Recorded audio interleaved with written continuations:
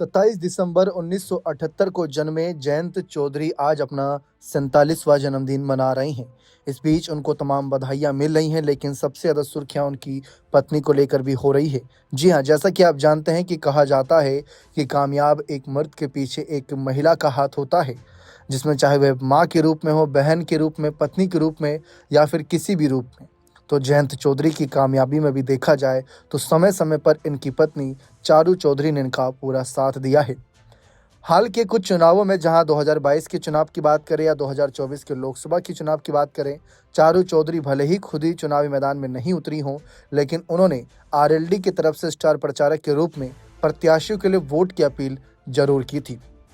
उत्तर प्रदेश राज्य में हम एक काफ़ी जोड़ी हिट देखते हैं जो बहुत सुर्खियों में रहती है, जिसमें अखिलेश डिंपल की बहुत चर्चा होती है कि अखिलेश का कैसा साथ उनको उनकी पत्नी डिंपल देती नजर आती हैं। ठीक वैसे ही भविष्य के नज़रिए से क्या जयंत चौधरी की पत्नी चारू चौधरी भी उनका साथ राजनीति में देती नजर आएगी? क्या खुद भी चुनाव लड़ेगी? इस बात की खूब चर्चा है, लेकिन इससे पहले चारू चौधरी के बारे में जान लीजिए। आपको बता दें कि शिक्षा और प्रोफेशन की बात करें तो चारू चौधरी एक नामी फैशन डिज़ाइनर है। वो जूकी नाम से एक ब्रांडेड शोरूम चलाती हैं जो नई दिल्ली के लोधी कॉलोनी में मेहरचंद मार्केट में है। एक मीडिया हाउस में बातचीत में चारू ने बताया कि उन्होंने कॉरपोरेट सेक्टर में 2.5 साल तक काम किया और फैशन डिज़ाइनिंग में अपने सपने को पूरा करने के लिए नौकरी छोड़ दी।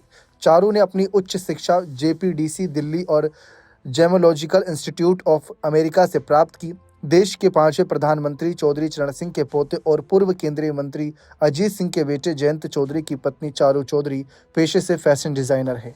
जयंत से उनकी शादी साल 2003 में हुई थी। उनकी 2 बेटियां हैं। चारू चौधरी पंजाबी परिवार से ताल्लुक़ रखती हैं। जयंत और चारू ने साल 2003 में शादी की थी। दोनों की 2 बेटियां साहिरा और इलेसा है।